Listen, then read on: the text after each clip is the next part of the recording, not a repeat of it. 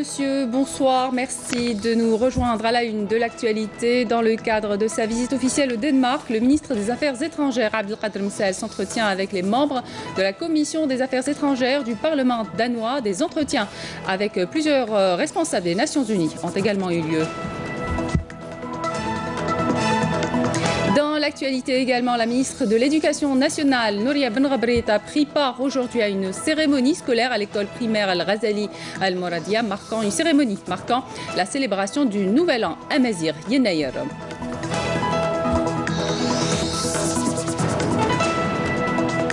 Pose de la première pierre du projet de réalisation de 5400 logements de la formule location-vente dans la commune de Belkhayr à Guelma par le ministre de l'Habitat, de l'Urbanisme et de la Ville. Et puis nous poursuivons notre série de reportages sur le tourisme d'aventure dans le Tassili Nadjer. Nous vous proposons ce soir un portrait croisé d'une maman et son fils. Ils visitent le sud algérien pour la première fois. Bienvenue à tous. Dans le cadre de sa visite officielle au Danemark, le ministre des Affaires étrangères, Abdelkader Msahel, s'est entretenu aujourd'hui avec son homologue danois, Anders Samuelsson. Les entretiens ont porté notamment sur les relations bilatérales et les voies et moyens de les renforcer, notamment dans le domaine économique à travers l'accroissement des échanges commerciaux et la promotion des investissements dans les deux pays.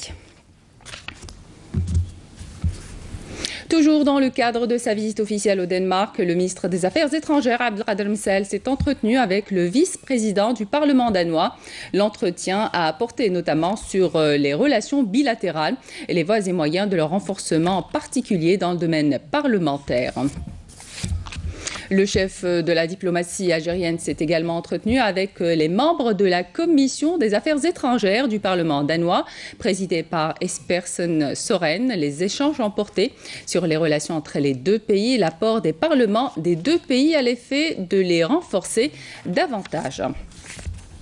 Le ministre des Affaires étrangères s'est entretenu également au Danemark avec Grete Faremo, sous-secrétaire générale des Nations Unies et directrice exécutive du Bureau des Nations Unies pour les services d'appui au projet. L'entretien a porté sur les relations de coopération entre l'Algérie et les Nations Unies. Faremo a réitéré les remerciements des Nations Unies pour le rôle actif de l'Algérie dans le cadre du système des Nations Unies, notamment la co-facilitation réussie avec le Danemark de l'adoption récemment de la résolution sur le financement du développement. Le ministre des Affaires étrangères s'est également entretenu avec les responsables du système des Nations Unies au Danemark. Les échanges ont porté sur les relations entre l'Algérie et les Nations Unies. Msahel a souligné l'engagement de l'Algérie dans le cadre des Nations Unies et les efforts continus pour répondre à l'ensemble des engagements pris par l'Algérie dans le cadre des Nations Unies pour lesquels elle a toujours été un partenaire crédible et loyal. Le ministre de la Justice, garde des Sceaux, Tayeb Louh, s'est entretenu aujourd'hui à Alger avec le président de l'Union internationale des avocats, Issouf Baïo, qui effectue une visite en Algérie dans le cadre d'un séminaire qu'abritera l'Algérie demain vendredi sur le rôle de l'avocat dans le développement économique. Je vous propose d'écouter sa déclaration. Je voulais, à cette occasion, j'ai demandé au ministre de bien vouloir transmettre à son Excellence, Monsieur le Président Abdelaziz Bouteflika, tous nos remerciements et toute notre gratitude d'avoir accepté effectivement de mettre ce séminaire sous son très haut patronage. Et cela est un exemple pour les autres États où éventuellement nous déportons pour des séminaires. Et cela est assez rare pour être souligné. J'ai voulu aussi faire en sorte que le ministre puisse me tenir informé de tous les développements au niveau judiciaire et dans le cadre des textes de loi qui sont pris pour améliorer non seulement la qualité du système judiciaire, judiciaire, mais aussi les infrastructures, la formation, ce qui est très important pour nous, mais aussi bien évidemment le rôle de l'avocat à travers donc la vie judiciaire. Et j'ai été très heureux d'apprendre que les fondamentaux des lois les plus essentielles, en tout cas une des lois essentielles qui va donc aujourd'hui régir les citoyens algériens, a été donc pilotée par un avocat enseignant et qui a donc été à l'honneur pour la conception de cette loi. Donc mettre l'Algérie au niveau des standards internationaux, pour nous, c'est une très grande fierté. Désigné par le président de la République Abdelaziz Bouteflika, le ministre de l'Énergie Moustapha Guitouni a pris part ce jeudi à Caracas à la cérémonie d'investiture du président de la République bolivarienne du Venezuela, Nicolás Maduro, après sa réélection pour un deuxième mandat de 6 ans. Et puis en marge de la cérémonie, Guitouni s'est entretenu avec le ministre des Relations extérieures vénézuélien, Jorge Arieza.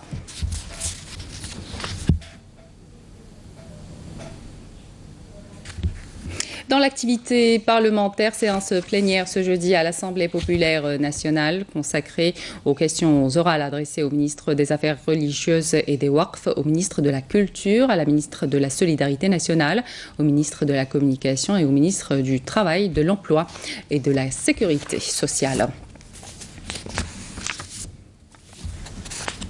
La ministre de l'Éducation nationale, Nouria Benrbarit, a pris part aujourd'hui à une cérémonie scolaire à l'école primaire Al-Ghazali Al-Moradia, marquant la célébration du Nouvel An à Mazir Yennayer, une célébration qui a pour objectif d'unifier tous les Algériens et de découvrir les traditions ancestrales et les rituels transmis à travers les siècles. Et puis, dans une déclaration à la presse, la ministre de l'Éducation nationale, Nouria Benrbarit, est revenue sur le lancement ce jeudi des concertations avec le partenaire social pour examiner les préoccupations socio-professionnelles soulevées récemment par les syndicats du secteur. Je vous propose de l'écouter.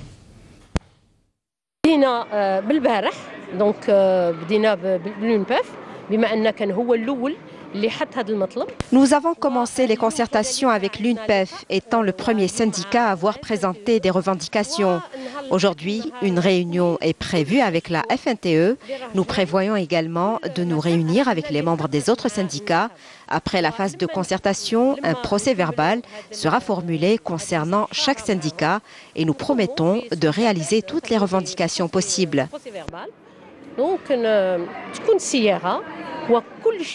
Direction à présent Guelma, où le ministre de l'Habitat, de l'Urbanisme et de la Ville a procédé à la pose de la première pierre du projet de réalisation de 5400 logements de la formule location-vente dans la commune de Belkhir, avant de lancer un autre projet de 600 unités de la même formule à Oued Zenati. Soumiya Zarouali. Le ministre de l'Habitat, de l'Urbanisme et de la Ville, Abdelwahid Temmar, a entamé aujourd'hui sa visite de travail à Guelma en présidant une réunion avec les responsables locaux au siège de la wilaya, portant sur un état des lieux des différents programmes de logement en 2019. Le ministre a par ailleurs donné le coup d'envoi du lancement des travaux de réalisation de 6000 logements, location-vente du programme ADL2 dans les communes de Belkhir et de Oued Zenati, à la faveur d'une visite de travail. Il s'agit de 5400 unités situées dans la région de Hadjar al-Menkoub, dans la commune de Belkhir, et 600 logements de la même formule implantés au plan d'occupation de sol. Le ministre a souligné la nécessité de respecter les délais de réalisation et de livraison de ce projet et a appelé les autorités locales à exploiter le foncier de cette zone dans la réalisation des groupements d'habitation ruraux. Le ministre a par ailleurs assuré que son département fournira à la wilaya de Guelma des quotas supplémentaires d'aide financière pour l'habitat rural. La wilaya de Guelma ainsi que ses zones montagneuses limitrophes ont bénéficié du programme du président de la République Abdelaziz Bouteflika à travers un plan de travail du ministère de l'Habitat en étroite collaboration avec les autorités locales pour pouvoir procéder à la distribution des logements acquis de droit, puisque nous avons pu décrocher une enveloppe financière pour résoudre le problème de l'aménagement. Maintenant, il est impératif d'accélérer les travaux, ce qui nous permettra par la suite de distribuer ce nombre important de logements aux bénéficiaires et rendre heureux les citoyens de Guelma. Soucieux des préoccupations des souscripteurs du programme ADL2, le ministre indique que la wilaya de Galma a bénéficié en 2019 d'un quota supplémentaire de 560 unités ADL, assurant que les chantiers de ce programme seront lancés au cours du premier trimestre de cette année afin de répondre à toutes les demandes exprimées s'agissant de cette formule. Autre aspect du développement local, cette fois-ci à Al-Mriyar, dans la wilaya d'El Oued, où la station de traitement des eaux a été mise en service après une longue attente. Une station qui traite plus de 14 000 mètres cubes d'eau par jour avant d'être distribuée via les réseaux. Karim Haïfa. Après plusieurs années de travaux, la station de déminéralisation de l'eau potable de Mriyar est entrée en service pour traiter plus de 14 000 mètres cubes d'eau par jour. 60% des habitants de Mriyar bénéficient de cette eau traitée et déminéralisée. En attendant la réception prochaine d'autres projets touchant à la déminéralisation de l'eau qui permettront à terme l'approvisionnement de tous les habitants de Mriyar qui sont au nombre de plus de 56 000. La station permettra d'améliorer la qualité de l'eau potable dans cette région réputée pour ses eaux saumâtres avec un taux de salinité de 0,8 g par litre au lieu de 3,5 g par litre auparavant. Grâce à cette station de désalinisation, l'eau est devenue moins saumâtre avec beaucoup moins de calcaire qui sort du robinet. Auparavant, l'eau était saumâtre. On ne pouvait pas cuisiner et encore moins se laver avec. En plus, on était obligé d'acheter de l'eau potable pour la consommation de tous les jours. Aujourd'hui, tout est rentré dans l'ordre. Après l'achèvement des travaux en cours pour la réfection du réseau AEP, la totalité des foyers de Mriyar pourra bénéficier d'une eau potable et de qualité, et ce, tous les jours de la semaine. En cette période de fortes averses, les risques des inondations refont surface. Pour y pallier, des mesures sont prises par les pouvoirs publics, comme c'est le cas à Constantine, où les oued du Rumel et de Boumarzouk ont bénéficié d'une grande opération de réhabilitation. Mieux encore, cette opération réduit les risques des inondations, mais offre également un cadre agréable pour les promenades. Reportage Amina Btouche, le récit est signé Adel Boukhams. Désormais, rien ne sera plus comme avant à Constantine, qui voit le projet de réhabilitation des oued du Rumel et de Boumarzouk boucler sa dernière étape sur une distance de 1500 mètres. Un projet qui devra épargner à la ville les risques des inondations. Nous avons finalisé le projet qui s'étend sur 11 200 mètres et pour lequel une enveloppe financière de 1500 milliards de centimes a été allouée. En plus de la protection de la ville des inondations, du fait qu'il assure le passage de 2400 mètres cubes par seconde.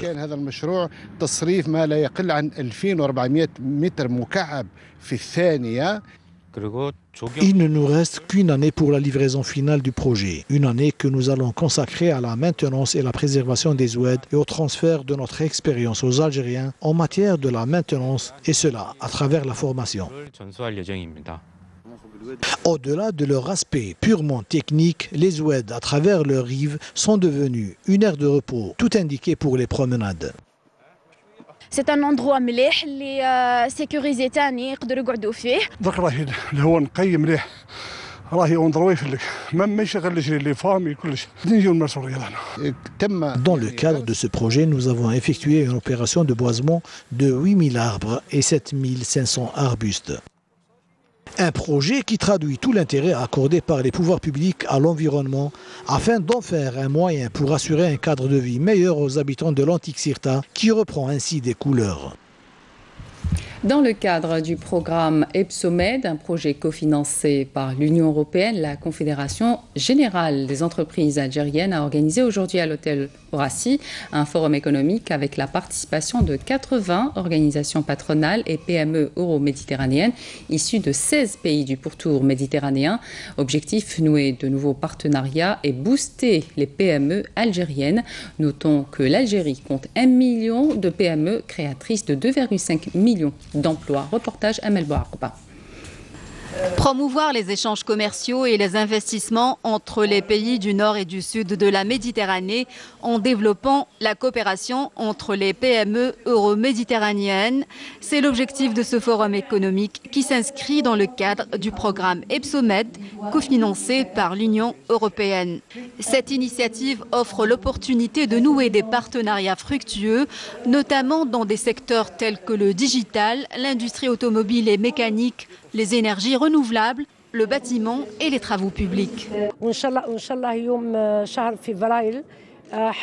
La Confédération générale des entreprises algériennes va signer en février prochain un protocole de coopération avec les organisations patronales italiennes, la Confindustria et africaine Business Africa pour intégrer les marchés de 55 pays africains, car l'Algérie est la porte de l'Afrique. Pour le président de la Confindustria, venu à la tête d'une importante délégation d'hommes d'affaires italiens, ce forum donne un nouvel élan à la coopération euro-méditerranéenne. Nous sommes présents dans tous les domaines. Nous sommes la seconde industrie d'Europe et nous voulons travailler avec la CGA pour trouver un partenariat avec les autres entreprises petites et moyennes et pour avoir une vision pour l'Afrique qui doit devenir la grande occasion algérienne et italienne. Actuellement, l'Algérie compte 1 million de PME qui génèrent 2,5 millions de postes d'emploi. Nous sommes en train d'accentuer les avantages fiscaux parafiscaux pour les filières prioritaires, les 13 filières prioritaires, telles que préconisées dans le programme du gouvernement suite au plan d'action de son Excellence président de la République. Pour les entreprises italiennes, l'Algérie représente un marché stratégique. Il y a un an et demi, la société CRM a créé un partenariat avec une société algérienne. Donc au niveau de la wilaya de Tlemcen, donc ça fait une année et demie. Bientôt, on va commencer la production des ascenseurs, une production locale des ascenseurs. Donc on pense le premier semestre 2019. Ce forum d'affaires qui a vu la participation de 80 organisations patronales et PME euro-méditerranéennes issues de 16 pays du pourtour méditerranéen a été marqué par des ateliers et des rencontres B2B.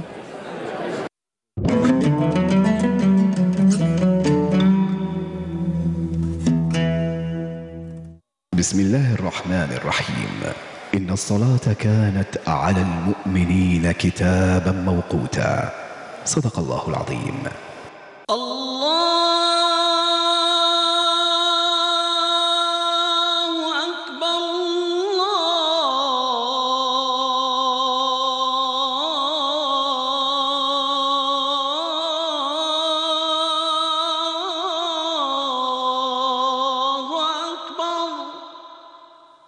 أشهد أن لا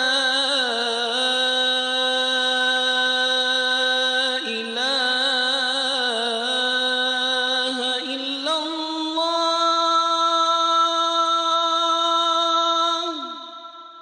أشهد أن لا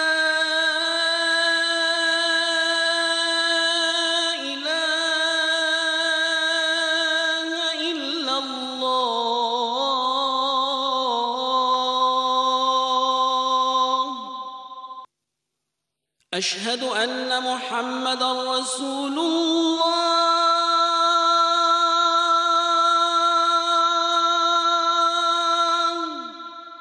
أشهد أن محمدًا رسول الله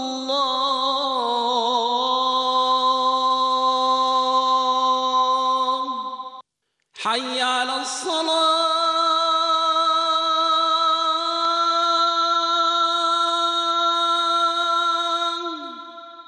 حي على الصلاة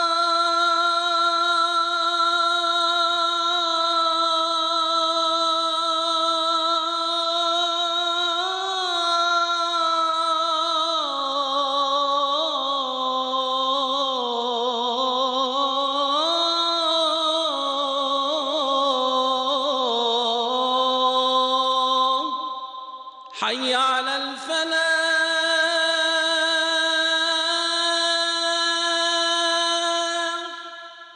حي على الفلاح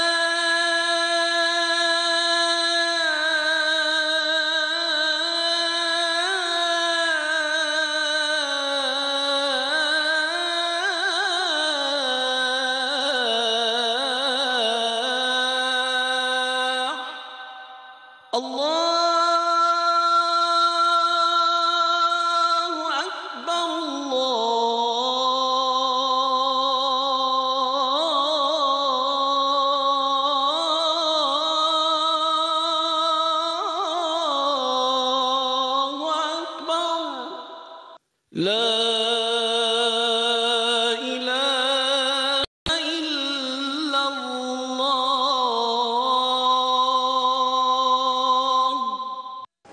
رب هذه الدعوة التامة والصلاة القائمة آت محمدا الوسيلة والفضيلة والدرجة الرفيعة وابعثه اللهم مقاما محمودا الذي وعدته. C'était l'appel à la prière d'Al-Aïcha au niveau d'Alger et de ses environs. On poursuit notre journal au plan sécuritaire. Un détachement de l'armée nationale populaire a découvert hier lors d'une opération de fouille et de recherche menée près de la bande frontalière à Tamanrasset une cache de munitions contenant 27 obus de calibre 106 mm de canon lance-roquettes sans support ainsi que 360 balles de calibre 32 mm. Par ailleurs, un détachement de l'armée nationale populaire a arrêté à Tamanrasset 8 orpailleurs et saisi 3 véhicules tout-terrain, 2 motocyclettes et divers outils d'orpaillage. Dans le même contexte, des gardes frontières ont saisi à Tlemcen 33 kg de kif traités, tandis que des éléments de la gendarmerie nationale ont saisi lors d'opérations distinctes menées à El Oued et Tébessa 8255 boîtes de médicaments et 140 comprimés psychotropes. En outre, des éléments de la gendarmerie nationale ont appréhendé à Berika 2 individus en possession d'un pistolet automatique et un fusil de chasse, 6,8 kg de poudre noire ainsi qu'une quantité de munitions et divers outils servant dans la fabrication des armes artisanales et le remplissage des cartouches. L'essentiel de l'actualité à l'étranger à présent dans ce résumé signé Jazia Bayou. Une attaque de drone lancée par des opposants houthis a fait aujourd'hui au moins 6 morts lors d'une parade militaire sur une base aérienne dans le sud du Yémen. Une attaque qui fragilise le processus de paix de l'ONU. Les Houthis ont déclaré en novembre dernier qu'ils mettaient un terme aux attaques de drones et de missiles contre leurs opposants. Mais des tensions ont récemment éclaté sur fond de mise en œuvre d'un accord de paix. En République démocratique du Congo et selon des résultats provisoires, la Commission électorale nationale indépendante a déclaré Félix Tshisekedi, 55 ans, vainqueur de la présidentielle avec 38,57% des voix, devant Martin Fayulu. La nouvelle a été accueillie par des foules de jeunes en joie dans les rues de Kinshasa. Mais la colère des pro-Fayulu s'est également fait entendre et certains de ces fiefs ont été le théâtre de violences, en particulier à Kikwit, où 2 policiers et 2 civils sont morts dans la répression de la contestation des résultats. Lors de sa visite surprise en Chine, le dirigeant nord-coréen Kim Jong a déclaré qu'il allait œuvrer à ce que le second sommet bilatéral avec le président américain Donald Trump permette d'obtenir un résultat qui réjouirait la communauté internationale. Le président chinois Xi Jinping a souligné de son côté qu'une rare chance historique s'offrait pour parvenir à un règlement politique dans la péninsule coréenne. Les habitants de Kaboul ne croyaient pas leurs yeux. De la neige après une année de sécheresse et presque de famine. L'année 2019 s'annonce bien pour les Afghans qui n'ont pas caché leur joie de voir de la neige à nouveau. Signe d'espoir, surtout que l'économie du pays repose sur l'agriculture. À Tipaza, les traditions ancestrales sont toujours à l'honneur à l'occasion de la célébration de Yinaïr, Nouvel An berbère. Toutes les familles de la région se réunissent autour des mets préparés avec amour. Reportage Mourad Souessi, le récit est signé Bedia Ramarni. Les traditions amazighes sont étroitement liées à la terre. Yinaïr Nouvel An berbère est célébré cette année dans la région de Tipaza et comme chaque fois, en ressuscitant les anciennes traditions perpétuées de génération en génération. À cette occasion, des plats aux herbes venus droit de la terre sont préparés.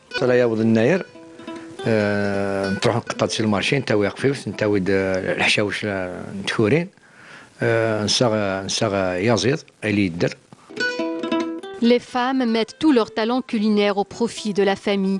Cette dernière se réunit autour de bons plats préparés avec amour et passion.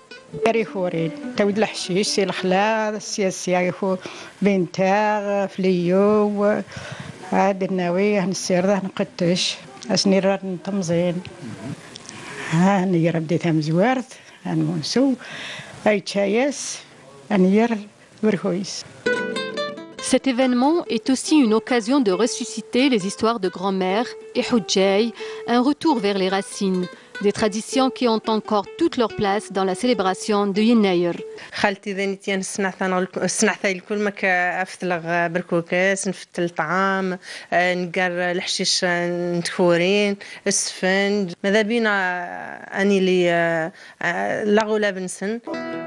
Des traditions ancestrales que Khalti Hlima continue de transmettre aux générations d'aujourd'hui, qui elles se doivent de les transmettre à leur tour aux futures générations.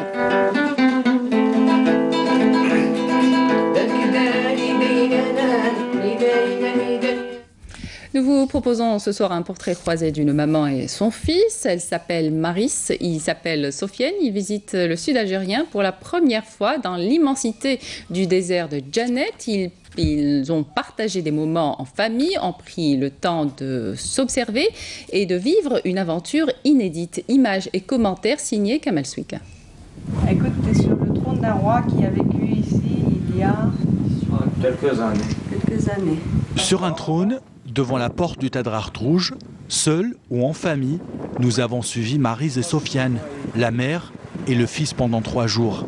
Maryse, en plus de son amour pour sa famille, elle serait tombée amoureuse du Tassil Najer. Il y a longtemps qu'on ne s'était pas retrouvés comme ça, sans internet, téléphone, et du coup, voilà, on se resserre. Je trouve que c'est ce qu'on recherchait, c'était d'être ensemble et partager un moment qu'on n'oubliera jamais. Sofiane, ses passions sont diverses. Le judo, les sciences dures. À chaque halte, il est assez attentif aux explications des guides, passionné par ce musée à ciel ouvert. C'est très intéressant, on découvre des paysages qu'on n'a jamais vus, de l'inédit, qu'on ne reverra peut-être sans doute jamais. Et puis ça nous dépayse comparé à Paris, où il y a des voitures, des villes et tout. C'est plus convivial, avec les petits repas autour du feu et tout. Maryse, sa bonne humeur aura marqué tout le monde. Elle qui consacre du temps à chacun, y compris pour notre chauffeur. Et moi, il n'a pas aidé. Et toi, tu travailles. Eh bien, tu lui donnes pas à manger. Et à chaque jour, sa dose de découverte pour nos 2 touristes. C'est grandiose, l'espace. Aujourd'hui, c'était de l'espace. Des grandes plaines et de l'espace. Déjà, on se sent tout petit à côté de tout ça et je sais pas, les paysages ils sont sublimes.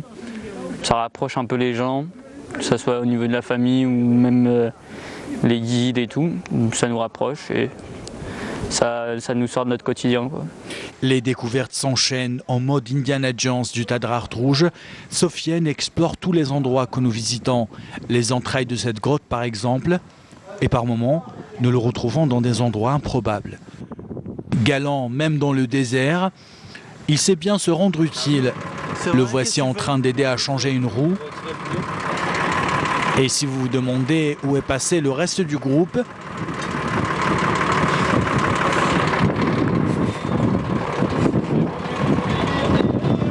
pour Maryse, même à 4000 km de chez elle, les corvées ne sont jamais loin. Le soir, elle s'assure que la tente tient debout. Le matin, elle veille à ce que tout soit bien rangé. Dans l'immensité de ces sites, chacun a besoin aussi de se retrouver seul. Maryse préfère la marche, Sofiane, une sieste dans ce qui ressemble à un canapé. Aussi paradoxal que cela puisse paraître, l'immensité du désert aura réuni la famille de Maryse et Jamel. Avant de quitter cette terre magique, Maryse fait le bilan. Dans sa vie, il faudra le faire au moins une fois, pour être sûr de revenir au moins, parce que ça c'est clair qu'on reviendra. On s'est fait ce bilan-là, aujourd'hui, on reviendra. En attendant, Maryse continuera le combat de sa vie en France, la protection des enfants. Sofiane se projette quant à lui vers des études de médecine. Mais où qu'il soit, Jeannette ne les quittera jamais.